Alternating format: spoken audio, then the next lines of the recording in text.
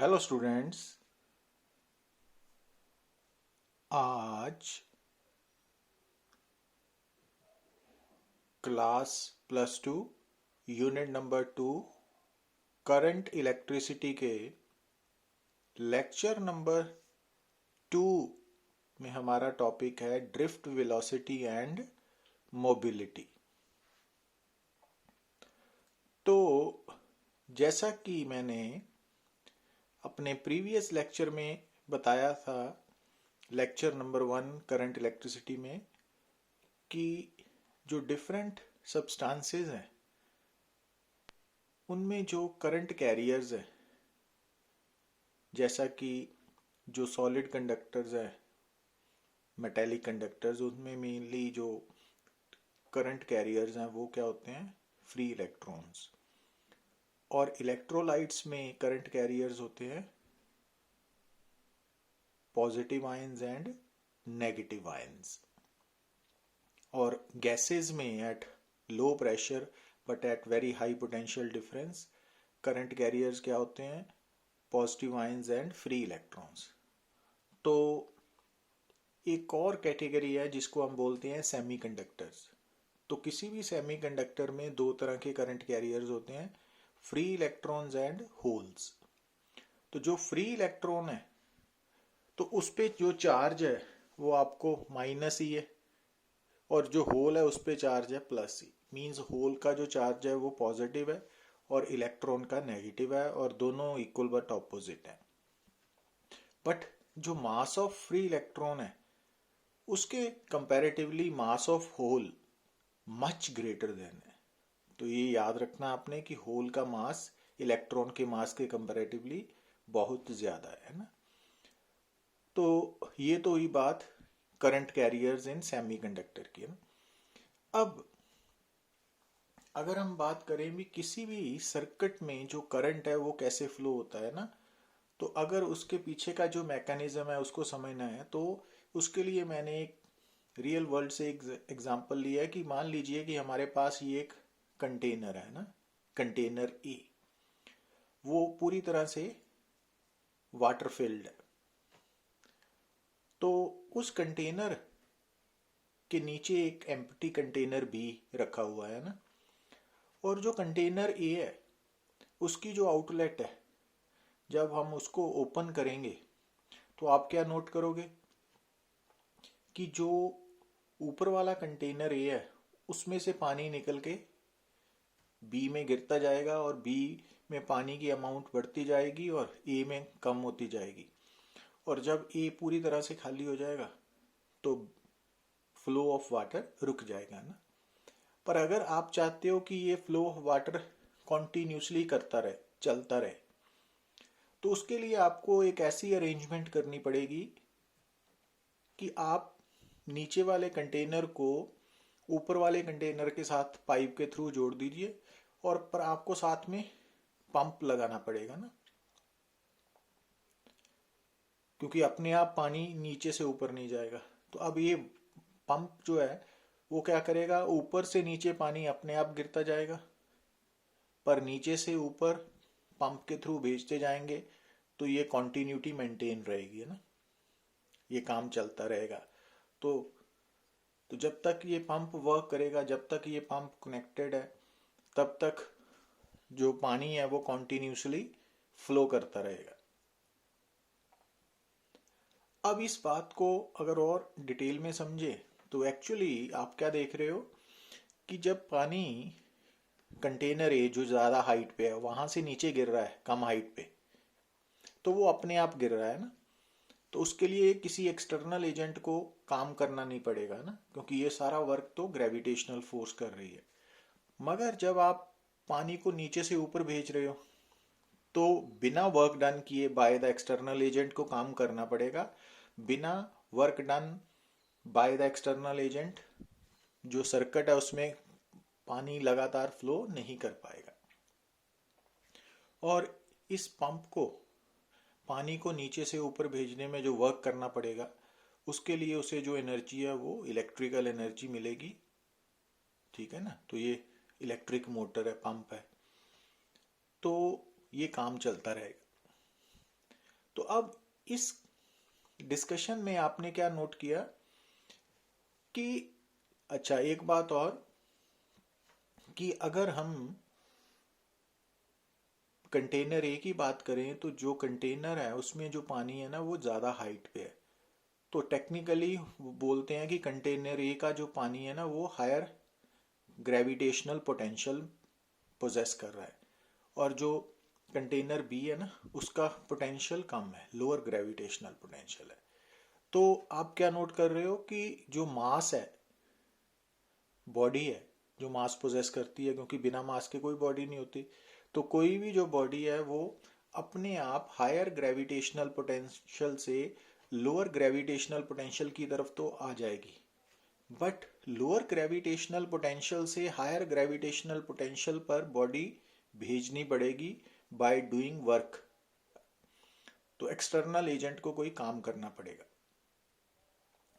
तो जिस तरह से हमने ये एग्जांपल समझी कि अगर आप चाहते हो कि यहाँ पे पानी कॉन्टिन्यूसली फ्लो करे तो पंप की ज़रूरत होगी ना, तो उसी तरह से अगर हम बात करें इलेक्ट्रिकल सर्किट की, है ना, तो उसके लिए हमने ये कंक्लूजन निकाला है कि जो कोई मास है वो अपने आप मूव करेगा from higher gravitational potential region to lower gravitational potential region, but work has to be done by the external agent to transfer mass from lower potential region to higher gravitational potential region। तो उसी तरह से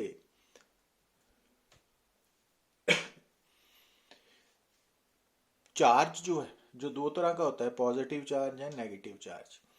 तो अगर हम मास को charge से replace करें तो आप क्या नोट कर रहे हो कि पॉजिटिव चार्ज को अपने आप, जो पॉजिटिव चार्ज है ना वो अपने आप हायर इलेक्ट्रिक पोटेंशियल से लोअर इलेक्ट्रिक पोटेंशियल रीजन की तरफ मूव करेगा, ठीक है, तो पॉजिटिव चार्ज। बट अगर हम नेगेटिव चार्ज की बात करें तो नेगेटिव चार्ज का बिहेवियर पॉजिटिव से उलट हो जाएगा, ऑपोजिट होगा ना। तो इट मींस नेगेटिव चार्ज को अगर आप बात कर रहे हो तो नेगेटिव चार्ज अपने आप मूव करता है from lower electric potential region to higher electric potential region. ये याद रखना है ना आपने कंसेप्ट की क्लैरिटी के लिए। इसी तरह से अगर बात करें कि जो वर्क है ना has to be done by an external agent to transfer positive charge from lower to higher electric potential region, और एक्सटर्नल एजेंट को वर्क करना पड़ेगा from higher to lower electric potential region to transfer negative charge, है ना, उल्ट होगा एक दूसरे से। तो अब आप बात को कैसे समझना है कि कोई भी जो इलेक्ट्रिक सर्किट है ना, तो उसमें जब अगर हम चाहते हैं कि करंट फ्लो करे, तो करंट फ्लो करने का मतलब है कि उस सर्किट में चार्ज कॉन्टिन्यूसली फ्लो करवाना है ना। तो आपने क्या नोट किया कि किसी भी सर्किट में चार्ज को कॉन्टिन्यूसली फ्लो करवाने के लिए हमें वर्क करना पड़ेगा, और वो वर्क कौन करेगा? External agent. और जो एक्सटर्नल एजेंट चार्ज को ट्रांसफर करने के लिए इलेक्ट्रिक सर्किट में वर्क करता है उसको हम बोलते हैं सोर्स ऑफ ईएमएफ।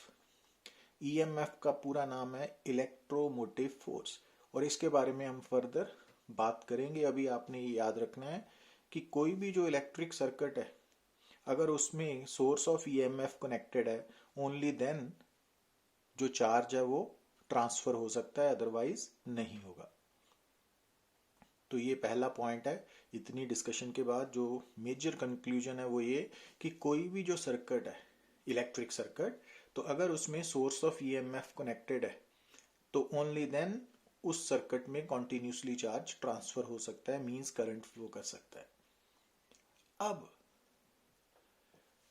जो बैटरी है या जनरेटर है, एसी या डीसी, ये एक्चुअली क्या कर रहे हैं? ये एक्सटर्नल एजेंट्स है ना, मींस सोर्स ऑफ ईएमएफ है। बैटरी, जनरेटर, तो ये वर्क करते हैं to transfer charge from negative charge को higher to lower electric potential region भेजने में, और पॉजिटिव चार्ज को लोअर टू हायर इलेक्ट्रिक। तो एक्चुअली एक बात याद क्या रखनी है कि अब तक की डिस्कशन में ये बात आपको क्लियर होनी चाहिए कि किसी भी इलेक्ट्रिक सर्किट में करंट तब एग्जिस्ट करेगा, तब फ्लो करेगा जब उस सर्किट में, उस इलेक्ट्रिक सर्किट में सोर्स ऑफ ईएमएफ होगी। और सोर्स ऑफ ईएमएफ बैटरी भी हो सकती है या कोई जनरेटर भी हो सकता है। अच्छा, अब क्योंकि हम इस यूनिट में बात कर रहे हैं स्टेडी करंट के बारे में, तो जो स्टेडी करंट है ना, that is supplied by battery. तो बैटरी बेसिकली कॉमन नेम जो हम यूज कर रहे हैं ना, वो कॉम्बिनेशन ऑफ, वो सिंगल सेल की भी हो सकती है और कॉम्बिनेशन ऑफ टू और मोर देन टू सेल्स भी हो सकती है ना। तो बैटरी वर्ड हम कॉमनली यूज करते हैं। तो बैटरी सिंगल सेल बैटरी भी हो सकती है और डबल या 3 सेल्स हैं तो ज़्यादा भी हो सकते हैं। अब यहाँ पे बात क्या नोट करनी है कि जो बैटरी है उसकी जो बड़ी लाइन है, ये वाली लार्जर लाइन, वो हायर पोटेंशियल रिप्रेजेंट करती है, पॉजिटिव, और जो छोटी लाइन है वो नेगेटिव और लोअर पोटेंशियल को रिप्रेजेंट करती है। अब जो बैटरी है, अगर उसकी बात करें तो वो कई तरह की हो सकती है, बट उनमें से जो मेनली हम यूज करते हैं वो इलेक्ट्रोकेमिकल सेल की बनी होती है ना। इलेक्ट्रोकेमिकल सेल में क्या होता है कि जो केमिकल एनर्जी है वो इलेक्ट्रिकल एनर्जी में कन्वर्ट होती है ड्यू टू केमिकल रिएक्शन। तो कोई भी जो सेल है जो मेनली हम यूज करते हैं वो इलेक्ट्रोकेमिकल सेल ही होता है, चाहे वो आपका रिमोट में यूज करते हो सेल को या वॉल क्लॉक में यूज कर रहे हैं आप, तो वो सारे सेल मेनली इलेक्ट्रोकेमिकल सेल्स हैं। अब इलेक्ट्रोकेमिकल सेल दो तरह के हो सकते हैं ना। एक प्राइमरी सेल है। जो प्राइमरी सेल है ना, वहां पर आप नोट करोगे कि जो केमिकल रिएक्शन हो रहा है ना वो इरिवर्सिबल नेचर का होता है। तो इट मीन्स जो प्राइमरी सेल है उसको, उसमें जो इलेक्ट्रोलाइट है वो जब कंप्लीटली कंज्यूम हो जाता है तो वो सेल को हम थ्रो कर देते हैं, मीन्स उसको हम रिचार्ज नहीं कर सकते, क्योंकि उसमें जो केमिकल रिएक्शन हुआ वो इरिवर्सिबल नेचर का था। और प्राइमरी सेल की एग्जांपल वोल्टा सेल है, डेनियल सेल है, लेक्लेंचे सेल है, एटसेट्रा है। मगर दूसरी तरफ हमारे पास सेकेंडरी सेल्स भी हैं। सेकेंडरी सेल्स में रिवर्सिबल केमिकल रिएक्शन हो रहा है ना, तो उस कारण हम उनको रिचार्ज भी कर सकते हैं। और सेकेंडरी सेल्स में lead acid accumulator, Edison cell है। सेकेंडरी सेल्स को हम एक्यूमुलेटर्स भी बोलते हैं क्योंकि वो जो सेकेंडरी सेल्स हैं वो ड्यूरिंग चार्जिंग अपने अंदर एनर्जी स्टोर कर सकते हैं, एक्यूमुलेट कर सकते हैं। तो that's why secondary cells are also known as accumulators. तो जो आप इन्वर्टर के साथ बैटरी यूज करते हो तो मेनली वो सेकेंडरी सेल्स की बनी हुई है ना, क्योंकि उसको रिचार्ज किया जा सकता है। तो ये अबाउट इलेक्ट्रोकेमिकल सेल, उसकी टाइप्स। अब एक बात और, मींस अब तक की डिस्कशन में आपने क्या नोट किया कि जो सर्किट है, इलेक्ट्रिक सर्किट है, उस सर्किट में अगर आप चाहते हो कि इलेक्ट्रिक करंट फ्लो करे तो उस सर्किट में सोर्स ऑफ ईएमएफ का होना जरूरी है। और सोर्स ऑफ ईएमएफ बैटरी भी हो सकती है या जनरेटर भी हो सकता है।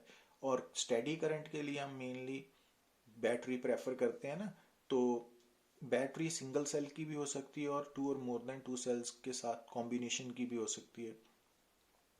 और जो इलेक्ट्रोकेमिकल सेल की बनी हुई बैटरी है तो उसमें जो केमिकल एनर्जी है वो इलेक्ट्रिकल एनर्जी में कन्वर्ट हो रही है ड्यू टू केमिकल रिएक्शन। और केमिकल रिएक्शन रिवर्सिबल और इरिवर्सिबल नेचर का हो सकता है। अगर रिवर्सिबल नेचर का है तो सेकेंडरी सेल बोलते हैं, अगर वो इरिवर्सिबल है तो प्राइमरी सेल बोलते हैं। अब अगर हम बात करें किसी भी मेटेलिक कंडक्टर की, तो मेटेलिक कंडक्टर के अंदर जो करंट कैरियर्स हैं वो फ्री इलेक्ट्रॉन्स होते हैं ना। और जब आपका कोई भी मेटेलिक कंडक्टर या कोई भी कंडक्टर किसी भी सोर्स ऑफ ईएमएफ के साथ कनेक्टेड नहीं है ना, कोई भी बैटरी जनरेटर कनेक्टेड नहीं है, तो उस कंडक्टर के अंदर एक तो इलेक्ट्रिक फील्ड जीरो होगा और दूसरा उस कंडक्टर के अंदर जो डिस्ट्रीब्यूशन ऑफ चार्जेस है वो यूनिफॉर्म होगी। तीसरा पॉइंट कि उस कंडक्टर के हर पॉइंट का जो चाहे इंटीरियर पॉइंट है चाहे ऑन द सरफेस है, हर पॉइंट पे इलेक्ट्रिक पोटेंशियल सेम होगा। ठीक है, तो जब आपके पास कोई भी कंडक्टिंग वायर है या मेटेलिक कंडक्टर है, तो अगर वो कंडक्टर किसी भी सोर्स ऑफ ईएमएफ के साथ कनेक्टेड नहीं है तो इट मीन्स उसके अंदर इलेक्ट्रिक फील्ड जीरो होगा, और दूसरी बात कि उसके हर पॉइंट पे इलेक्ट्रिक पोटेंशियल सेम होगा। ठीक है, अब जो मेटेलिक कंडक्टर है, अगर हम उसकी कंस्ट्रक्शन के बारे में बात करें तो आपने एक मेटेलिक कंडक्टर को कैसे समझना है कि जो मेटेलिक कंडक्टर है ना, वो उसके दो मेन कॉन्स्टिट्यूएंट्स हैं, एक तो पॉजिटिव आयंस है और दूसरा फ्री इलेक्ट्रॉन्स।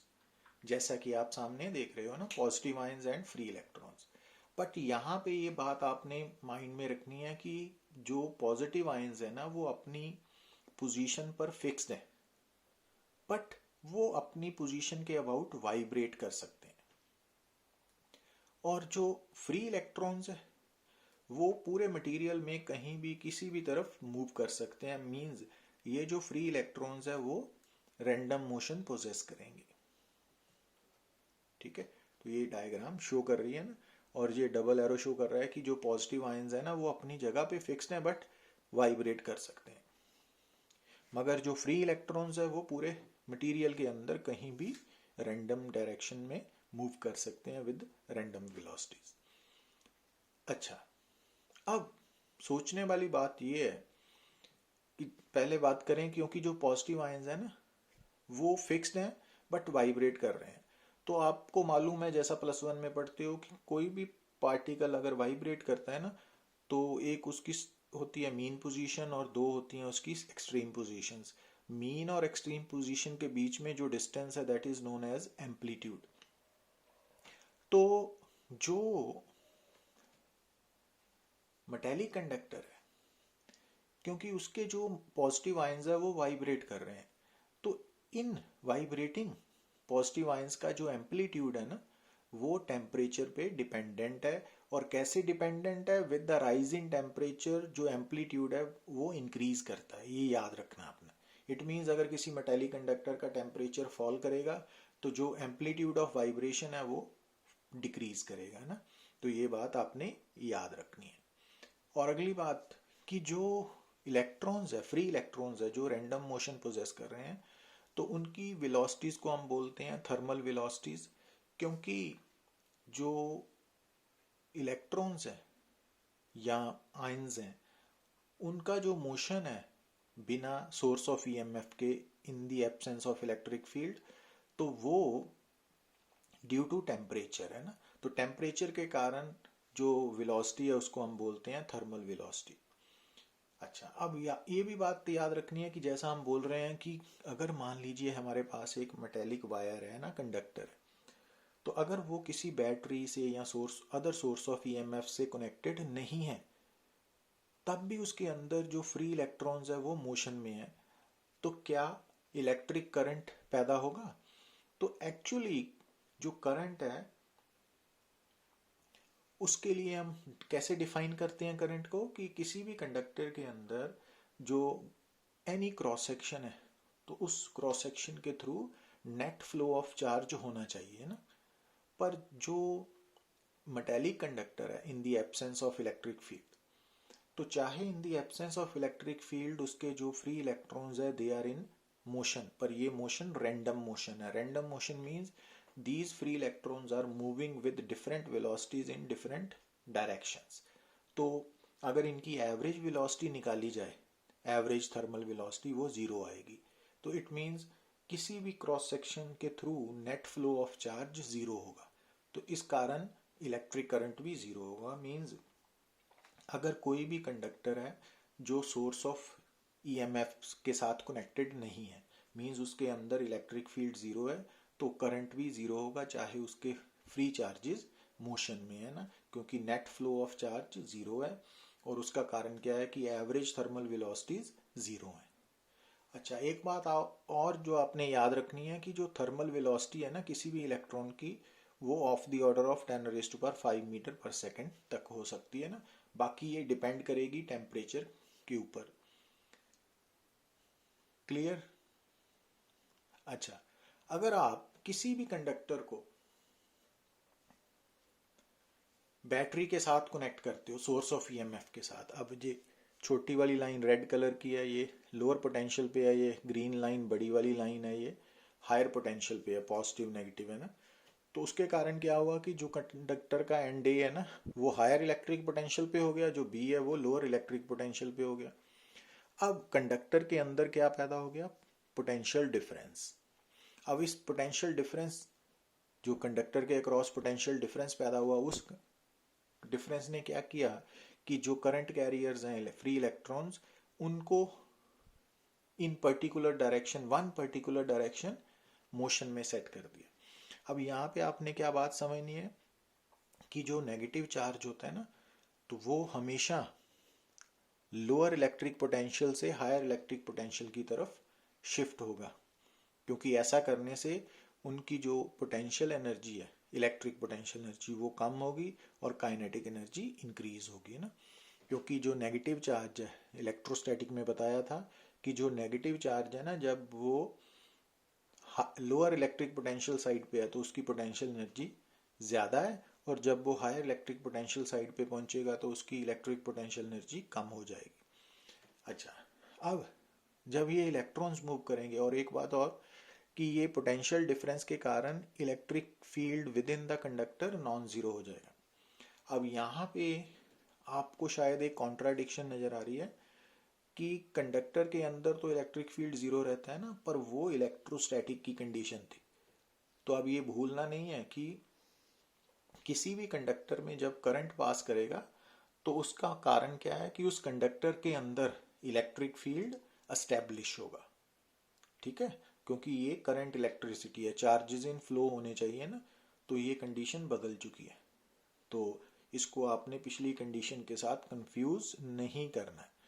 अच्छा, अब यहाँ पे आप बात देखिए कि जब ये इलेक्ट्रॉन्स मूव कर रहे हैं from lower electric potential to higher, तो इनको इलेक्ट्रिक फोर्स यहाँ से यहाँ भेज रही है ना। पर अगर आप चाहते हो कि करंट प्रॉपरली फ्लो करे तो ये इलेक्ट्रॉन्स यहाँ बाहर से यहाँ तक वापस आने चाहिए ना, ऐसे पूरा सर्किट कंप्लीट होना चाहिए। तो अब जब इलेक्ट्रॉन यहाँ से हायर इलेक्ट्रिक पोटेंशियल से लोअर इलेक्ट्रिक पोटेंशियल की तरफ अपने आप तो आएंगे नहीं, तो यहाँ इस बैटरी को क्या करना पड़ेगा? वर्क करना पड़ेगा ना। सो और जब ये इलेक्ट्रॉन्स अंदर बी से ए हैं, कंडक्टर के अंदर बी से ए हैं, तो अगर इलेक्ट्रॉन बी से ए हैं, नेगेटिव चार्ज बी से ए जा रहा है, तो करंट ए से बी की तरफ होगा। और जब ये इलेक्ट्रॉन बाहर ए से इस तरफ से बी की तरफ आएंगे ना, रेड कलर, तो करंट इस तरफ होगा। इट मीन्स आप यहाँ पे क्या नोट करना है कि जब भी किसी कंडक्टर में करंट फ्लो होगा तो कंडक्टर के अंदर करंट की डायरेक्शन क्या होगी?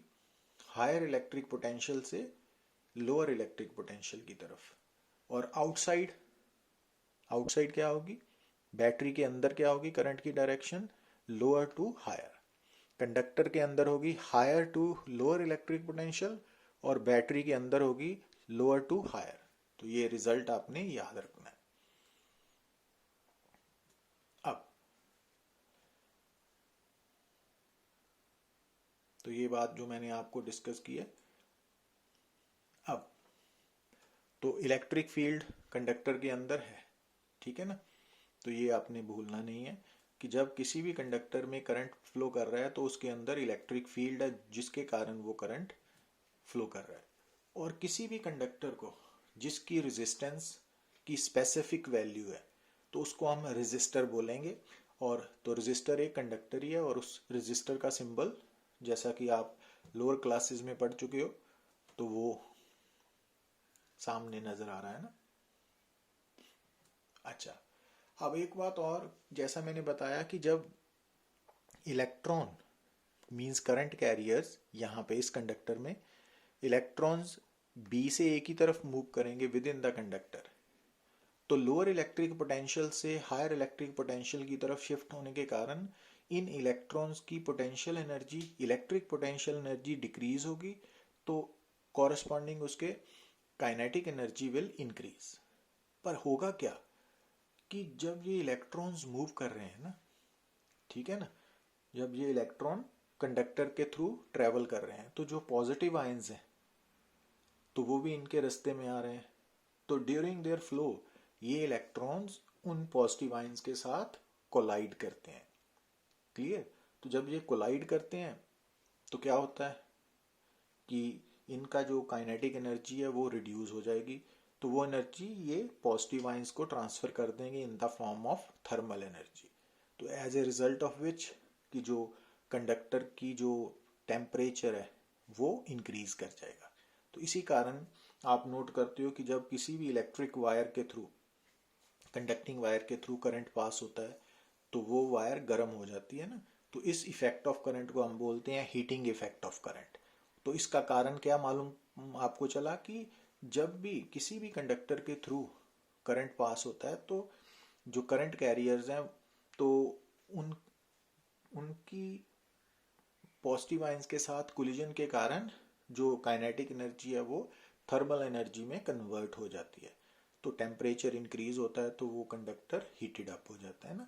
तो दैट इज द रीजन, वो यहाँ पे लिखा हुआ है ना।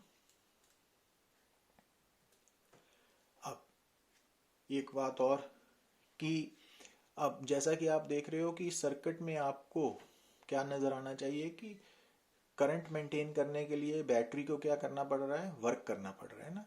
तो अब ये बैटरी अगर इलेक्ट्रोकेमिकल सेल की बनी हुई है तो इस बैटरी के अंदर केमिकल रिएक्शन के कारण जो केमिकल एनर्जी है वो इलेक्ट्रिकल एनर्जी की फॉर्म में कन्वर्ट हो रही है, और जो केमिकल एनर्जी है वो वर्क करने के लिए, इन चार्जेस को मूव करने के लिए, वर्क करने के लिए जो एनर्जी चाहिए वो प्रोवाइड कर रही है ना। तो ये बातें ओवरऑल है। मींस अब तक की डिस्कशन में आपने क्या नोट किया कि किसी भी कंडक्टर में अगर सोर्स ऑफ ईएमएफ कनेक्टेड नहीं है तो क्या होगा।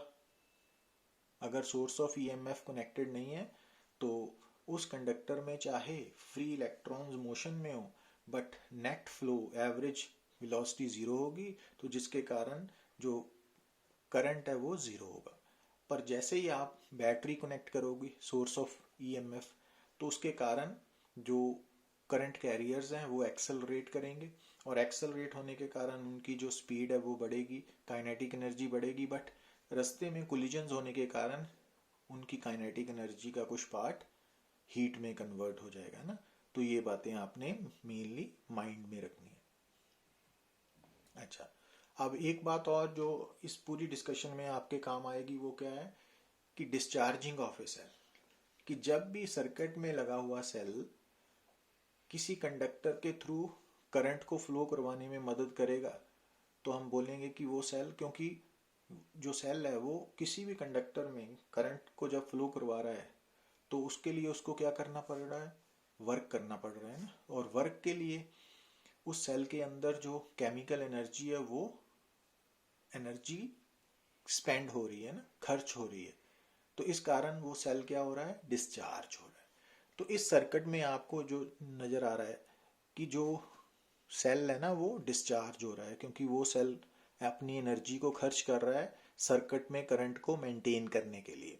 और आप क्या देख रहे हो कि जो जब सेल डिस्चार्ज हो रहा है तो रजिस्टर में करंट की डायरेक्शन है from higher electric potential to lower electric potential, but cell में करंट की डायरेक्शन क्या है, लोअर टू हायर पोटेंशियल। तो ये बात बड़ी इंपॉर्टेंट है और याद रखनी है। ये बात हम ऑलरेडी डिस्कस कर चुके हैं कि किसी भी कंडक्टर में जो फ्री इलेक्ट्रॉन्स होते हैं ना वो इलेक्ट्रिक फील्ड के कारण एक्सेलरेट होते हैं, जिसके कारण उनकी स्पीड काइनेटिक एनर्जी इंक्रीज करती है, बट रास्ते में वो पॉजिटिव आयंस के साथ कोलाइड करते हैं तो उन्होंने उनकी कुछ काइनेटिक एनर्जी हीट की फॉर्म में कन्वर्ट हो जाती है ना। अच्छा, अब ये बात भी आपने माइंड में रखनी है कि जो रिलैक्सेशन टाइम वर्ड आप सामने देख रहे हो, कि अब यहाँ पे आप माइंड में एक पिक्चर ड्रॉ करें कि जब इलेक्ट्रॉन पहले पॉजिटिव आयन से टकराया तो वो उसका है फर्स्ट कोलिजन। अब फर्स्ट कोलिजन के बाद वो सीधा जा रहा है ना, तो उसके बाद वो नेक्स्ट आयन के साथ जब कोलाइड करेगा तो जो फर्स्ट कोलिजन और सेकंड कोलिजन के बीच में जितना टाइम उस इलेक्ट्रॉन ने स्पेंड किया तो उस टाइम को हम रिलैक्सेशन टाइम बोलते हैं। ठीक है, दूसरे और तीसरे कोलिजन में, तीसरे और फोर्थ वन में, फोर्थ एंड फिफ्थ वन में जो between any two successive collisions time बीता है ना, इलैप्स किया, तो उसको हम रिलैक्सेशन टाइम बोलते हैं। और दो कोलिजन्स के बीच में जो डिस्टेंस पाथ कवर हुआ उसको हम फ्री पाथ बोलते हैं, that is known as free path. अच्छा, अब अगर आप रिलैक्सेशन टाइम की बात करते हो तो जो रिलैक्सेशन टाइम है ना वो with the rise in temperature decrease होता है ना, ये रिजल्ट आपने भूलना नहीं है, याद रखना है कि विद द राइज इन क्यों होता है, क्योंकि आपको मालूम होना चाहिए कि किसी भी मेटेलिक कंडक्टर में क्या है, सिचुएशन क्या है कि एक इलेक्ट्रॉन्स है जो थर्मल वेलोसिटी से मूव कर रहे हैं और दूसरी तरफ जो पॉजिटिव आयंस है वो अपनी मीन पोजीशंस के अबाउट वाइब्रेट कर रहे हैं ना। तो अगर टेम्परेचर कम होगा, ठीक है, लो टेम्परेचर है, तो एक तो इलेक्ट्रॉन्स की थर्मल वेलोसिटी कम होगी, दूसरा जो एम्पलीट्यूड ऑफ वाइब्रेशन है पॉजिटिव आयंस का वो भी कम होगा, तो इट मीन्स कोलिजन के चांसेस कम होंगे, मीन्स देर बाद कोलिजन होंगे, तो रिलैक्सेशन टाइम ज़्यादा होगा। तो जब टेम्परेचर कम है तो रिलैक्सेशन टाइम ज़्यादा है। पर जब टेम्परेचर बढ़ेगा, टेम्परेचर बढ़ने के साथ विद द राइजिंग टेम्परेचर क्या होगा कि जो amplitude of vibration of positive ions है वो भी इंक्रीज करेगा और जो thermal velocity of free electrons है वो भी इंक्रीज करेगी। तो इट मीन्स जो कोलिजन्स है वो जल्दी जल्दी होंगे, तो इट मीन्स दो कोलिजन्स के बीच में टाइम कम होगा। So that's why with the rising temperature relaxation time will increase, sorry decrease. तो अगर राइज इन टेम्परेचर के साथ रिलैक्सेशन टाइम डिक्रीज करेगा तो it means with the fall in temperature relaxation time will increase. तो ये result आपने भूलना नहीं है, याद रखना है। अच्छा, और इस लाइन का मतलब ये है कि after each collision relax electron starts from its initial state. तो अब इसका क्या मतलब है कि मान लीजिए कि इलेक्ट्रॉन से जब उसने मोशन स्टार्ट किया तो वो इनिशियली रेस्ट पे है ना। अब जब रेस्ट पे है तो इलेक्ट्रिक फील्ड के कारण मान लीजिए कि वो एक्सेलरेट हो रहा है तो उसकी स्पीड बढ़ रही है। तो जब वो कोलिजन करेगा तो कोलिजन करने के दौरान उसकी जितनी गेन इन काइनेटिक एनर्जी है वो सारी थर्मल एनर्जी में कन्वर्ट हो जाएगी। तो इट मीन्स आफ्टर कोलिजन वो अगेन ऑलमोस्ट रेस्ट से स्टार्ट करेगा। तो ये पॉइंट ऑफ व्यू है यहाँ पे ना। तो अब ये बातें जो हमने डिस्कस की हैं वो सारी एक ही स्टेप्स में लिखी हुई हैं।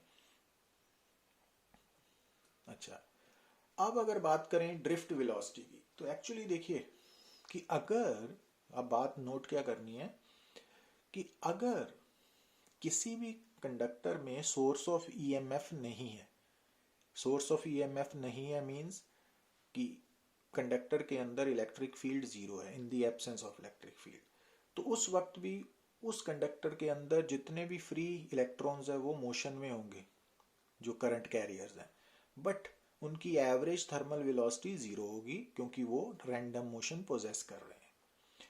पर जैसे ही आप उस कंडक्टर के across source of EMF connect करोगे, है ना, सोर्स ऑफ ईएमएफ को जोड़ा, तो क्या होगा कि उस कंडक्टर के अंदर इलेक्ट्रिक फील्ड एस्टेब्लिश हो जाएगा और वो इलेक्ट्रिक फील्ड उन करंट कैरियर्स के मोशन को in one particular direction move करने के लिए कंपेल करेगा। और उसके कारण क्या हो गया कि उस इलेक्ट्रिक फील्ड ने जब उन फ्री इलेक्ट्रॉन्स के ऊपर या करंट कैरियर्स के ऊपर इलेक्ट्रिक फोर्स एक्सर्ट की तो वो एक वन पर्टिकुलर डायरेक्शन मूव करने के लिए कंपेल हुए, तो उसके कारण जो एवरेज वेलोसिटी है उन सब की वो नॉन जीरो हो जाएगी। तो it mean in the presence of electric field किसी भी कंडक्टर के अंदर जो चार्ज कैरियर्स हैं, करंट कैरियर्स हैं, उनकी जो एवरेज वेलोसिटी है दैट बिकम्स नॉन जीरो और उस वेलोसिटी को हम बोलते हैं ड्रिफ्ट वेलोसिटी। तो तो ड्रिफ्ट वेलोसिटी क्या है? Average velocity with which each free charge or current carrier is moving towards the respective electrode in the presence of electric field within the conductor. तो अब दो बातें आ गई कि जब कंडक्टर के अंदर इलेक्ट्रिक फील्ड नहीं है, और इलेक्ट्रिक फील्ड कब नहीं होगा? जब वो सोर्स ऑफ ईएमएफ के साथ कनेक्टेड नहीं है, तब उसकी average velocity free current carriers की वो जीरो होगी। और जब इलेक्ट्रिक फील्ड एस्टेब्लिश हो जाएगा, कैसे एस्टेब्लिश होगा? जब उस कंडक्टर को हम किसी सोर्स ऑफ ईएमएफ के साथ कनेक्ट करेंगे, तो उसकी जो एवरेज वेलोसिटी है करंट कैरियर्स की वो नॉन जीरो हो जाएगी, और उस एवरेज वेलोसिटी को हम ड्रिफ्ट वेलोसिटी बोलते हैं। तो जो ड्रिफ्ट वेलोसिटी का कंसेप्ट है वो हमें कैलकुलेशन करने में आसानी करेगा। तो ड्रिफ्ट वेलोसिटी का कंसेप्ट ये कहता है कि जब भी किसी कंडक्टर के अंदर करंट फ्लो हो रहा है, तो हम ये मान के चलते हैं कि सब फ्री करंट, जो फ्री चार्जेस हैं या करंट कैरियर्स हैं, वो सेम ड्रिफ्ट वेलोसिटी के साथ मूव कर रहे हैं। बट एक्चुअली इन रियलिटी उनकी वेलोसिटीज अलग अलग होती हैं। बट अगर हम मान के चलें कि ड्रिफ्ट वेलोसिटी के साथ मूव कर रहे हैं, तो सेम रिजल्ट आएगा जो उनकी एक्चुअल वेलोसिटी के साथ आना था। तो काम आसान करने के लिए ये मानते हैं हम ना। अच्छा, अब यहाँ पे हमने क्या एज्यूम किया कि मान लीजिए कि जो कंडक्टर है उसके पास कैपिटल एन फ्री चार्जेस है ना, और हर फ्री चार्ज के ऊपर चार्ज कितना है? Small Q. और in the absence of electric field उनकी थर्मल वेलोसिटीज कितनी है? पहले की u1 है, दूसरे की u2 है, तो nth की un है। तो अब इनकी average velocity in the absence of electric field क्या है? जीरो। तो it means u1 plus u2 plus un है ना, ये जीरो हो गया, इक्वेशन नंबर 1। अब हमने क्या किया? इलेक्ट्रिक फील्ड अप्लाई किया। कैसे किया? सोर्स ऑफ ईएमएफ के साथ कनेक्ट करके। अब क्या होगा? ये इलेक्ट्रिक फील्ड जो फ्री चार्ज है उस पर फोर्स लगाएगा। कितनी लगाएगा इलेक्ट्रिक फोर्स? QE। तो अब आप अगर इलेक्ट्रिक फोर्स को मास के साथ डिवाइड करोगे तो वो एक्सेलरेशन ऑफ फ्री चार्ज आ जाएगी। m क्या है यहाँ पे? Mass of free charge. ठीक है, तो in the presence of electric field जो फ्री चार्ज है वो एक्सेलरेट करने लग पड़ा ना, और उसकी एक्सेलरेशन QE बाय m है। अब QE m कॉन्स्टेंट्स है, तो इट मीन्स एक्सेलरेशन भी कॉन्स्टेंट है। अच्छा, अब एक्सेलरेट होने के कारण हर फ्री चार्ज की जो वेलोसिटी है वो बदल जाएगी। कितनी हो जाएगी? जो पहले की है u1 थी वो अब v1 हो गई, दूसरे की u2 थी अब v2 हो गई, एंड सो ऑन, है ना। तो अब in the presence of electric field अगर इन वेलोसिटीज की एवरेज ली जाए तो वो बाय डेफिनेशन क्या है? Drift velocity. ठीक है। अच्छा, अब क्योंकि हर फ्री चार्ज कांस्टेंट एक्सेलरेशन से एक्सेलरेट हो रहा है, तो अब उनकी जो वेलोसिटी है v और u का रिलेशन हम v is equal to u plus a t वाले फार्मूला से, तो वो अब यहाँ पे t की जगह हमने टाउ 1 सिंबल ले लिया ना। टाउ 1 क्या है? पहले चार्ज का रिलैक्सेशन टाइम। टाउ 2 क्या है? दूसरे चार्ज का रिलैक्सेशन टाइम। टाउ n क्या है? तीसरे का ना। और a हर एक चार्ज की एक्सेलरेशन है। अच्छा, अगर हम v1 v2 vn ये यहाँ पे वैल्यू सब्स्टिट्यूट करें इक्वेशन नंबर 3 में, तो vd ये आ गया ना। अब जब वैल्यू सब्स्टिट्यूट की तो अब u1 u2 un को एक साइड कर लिया और बाकी वाली टर्म एक साइड कर ली और ये कॉमन निकाल लिया ना, नीचे n है। अब ये वाली टर्म इक्वेशन नंबर 1 से जीरो है, ये वाली टर्म, तो ये बचा ना।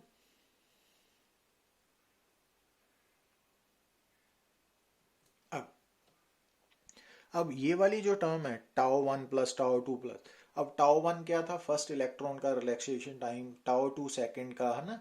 तो अगर हम इनको ऐड करके n के साथ डिवाइड करेंगे तो टाउ क्या आ गया? Average relaxation time. तो ये लिख दिया ना इक्वेशन नंबर 4। अब अगर इक्वेशन नंबर 2 से जो किसके बराबर है? a is equal to q e by m, यहाँ पे सब्स्टिट्यूट करें इसमें, तो vd क्या बन जाएगी? ये तो ये एक्सप्रेशन आ गई फॉर ड्रिफ्ट वेलोसिटी। अब ये हमने जनरल बात की। अब अगर आप मेटेलिक कंडक्टर की बात करते हो तो मेटेलिक कंडक्टर में करंट कैरियर्स कौन है? Free electrons. और फ्री इलेक्ट्रॉन्स के क्यू क्या है? -e। तो ये आ गया। इट मीन्स, अब यहाँ ध्यान दीजिए कि अगर पॉजिटिव चार्ज है, जो करंट कैरियर है वो पॉजिटिव चार्ज है, तो उसकी ड्रिफ्ट वेलोसिटी और कंडक्टर के अंदर इलेक्ट्रिक फील्ड की डायरेक्शन सेम होगी। पर जैसा कि मेटेलिक कंडक्टर में करंट कैरियर फ्री इलेक्ट्रॉन्स है, नेगेटिवली चार्ज पार्टिकल, तो इलेक्ट्रॉन्स की मेटेलिक कंडक्टर के अंदर ड्रिफ्ट वेलोसिटी की डायरेक्शन इलेक्ट्रिक फील्ड से ऑपोजिट होगी। और ये फार्मूला हम न्यूमेरिकल्स के लिए यूज करेंगे फॉर इलेक्ट्रॉन्स। ठीक है, ये बन गई ना ओवरऑल। अच्छा, अब जो ड्रिफ्ट वेलोसिटी है वो रिलैक्सेशन टाइम टाउ पे डिपेंड करती है। और जैसा कि मैंने आपको बताया था कि जब टेम्परेचर चेंज होगा तो रिलैक्सेशन टाइम भी चेंज होगा। पर अगर चार्ज, इलेक्ट्रिक फील्ड और मास ये टेम्परेचर पे डिपेंडेंट नहीं है ना, तो it means with the rise in temperature जो टाउ है वो डिक्रीज करेगा, तो ड्रिफ्ट वेलोसिटी भी डिक्रीज होगी एंड वाइस वर्सा। ठीक है ना, तो ये बातें याद रखनी है आपने कंसेप्चुअल प्रॉब्लम्स के लिए। अच्छा, अब यहां पे देखिए, अगर ये नोट करने हैं पॉइंट्स कि जो फ्री पाथ के बारे में मैंने आपको बताया कि अगर आपने मीन फ्री पाथ निकालना है तो मीन रिलैक्सेशन टाइम को ड्रिफ्ट वेलोसिटी के साथ मल्टीप्लाई करना पड़ेगा ना। तो ये तो रिलेशन आप न्यूमेरिकल्स के लिए याद रख सकते हो। अच्छा, ये वाली बातें ये हैं कि अगर इलेक्ट्रिक फील्ड नहीं है कंडक्टर के अंदर तो जो फ्री पाथ है वो स्ट्रेट पाथ होगा। पर अगर in the presence of electric field की बात करें तब इलेक्ट्रिक फोर्स एक्सपीरियंस करने के कारण जो करंट कैरियर्स हैं उनका पाथ क्या होगा, वो कर्व्ड नेचर का होगा। ये याद रखना है ना कि जब कंडक्टर के अंदर इलेक्ट्रिक फील्ड नहीं है, करंट फ्लो नहीं हो रहा, तो उस वक्त जो इलेक्ट्रॉन्स है वो स्ट्रेट पाथ फॉलो करेंगे between any two successive collisions. मगर in the presence of electric field जब करंट फ्लो करेगा कंडक्टर के थ्रू तो जो फ्री इलेक्ट्रॉन्स है या करंट कैरियर्स हैं वो कर्व्ड पाथ फॉलो करेंगे। ये याद रखना है ना, क्योंकि फोर्स लगेगी। अच्छा, अब एक बात और कि हम न्यूमेरिकल्स में देखेंगे कि जो ड्रिफ्ट वेलोसिटी है ना करंट कैरियर्स की, तो वो of the order of 10⁻³ metre per second है ना। और थर्मल वेलोसिटी ऑफ इलेक्ट्रॉन्स अगर हम निकालते हैं तो ये आरएमएस वेलोसिटी वाला फार्मूला आ गया ना, √3 kBT/m। तो ये न्यूमेरिकल्स के लिए फार्मूलाज याद रखने चाहिए आपको कि किसी भी इलेक्ट्रॉन की थर्मल वेलोसिटी निकालने के लिए ये फार्मूला है ना, टेम्परेचर डिपेंडेंट वेलोसिटी को थर्मल वेलोसिटी बोलते हैं। अब यहाँ के बी बोल्ट्जमैन कांस्टेंट है, टी एब्सोल्यूट टेम्परेचर है, T must be in kelvin, और एम इलेक्ट्रॉन का मास है। अच्छा, अब लास्ट में एक बात आती है मोबिलिटी। तो जो कोई भी करंट कैरियर्स हैं उनकी मोबिलिटी को हम कैसे मेजर करते हैं, तो drift velocity per unit electric field. कि अगर आप किसी भी करंट कैरियर की मोबिलिटी को कैलकुलेट करना चाहते हो तो आप क्या करना पड़ेगा आपको कि उनकी ड्रिफ्ट वेलोसिटी को इलेक्ट्रिक फील्ड के साथ डिवाइड कर दें। अब क्योंकि ड्रिफ्ट वेलोसिटी का फार्मूला हमने निकाला है तो इट मीन्स जो मोबिलिटी है वो ये फार्मूला आ गया ना। तो जो मोबिलिटी है वो इंडिपेंडेंट ऑफ इलेक्ट्रिक फील्ड है। अगर हम इलेक्ट्रॉन्स की बात करें जैसा कि मेटेलिक कंडक्टर्स में है तो मोबिलिटी का फार्मूला ये हो गया, क्योंकि Q को E के साथ, और M मास ऑफ इलेक्ट्रॉन बन जाएगा। और अगर होल की बात करें तो फिर होल की मोबिलिटी में चार्ज तो E के बराबर ही रहेगा बट मास ऑफ होल आ जाएगा ना। और अगर हम SI यूनिट ऑफ मोबिलिटी की बात करें तो क्योंकि मोबिलिटी है drift velocity over electric field, अगर आप drift velocity metre per second है और इलेक्ट्रिक फील्ड वोल्ट पर मीटर यूज करते हो तो ये फार्मूला बनेगा। और अगर आप ड्रिफ्ट वेलोसिटी का metre per second but electric field का न्यूटन पर कूलम यूज करते हो तो ये बनेगा ना। तो ये ओवरऑल है मोबिलिटी के बारे में, drift velocity per unit electric field, definition of mobility है। Thank you very much.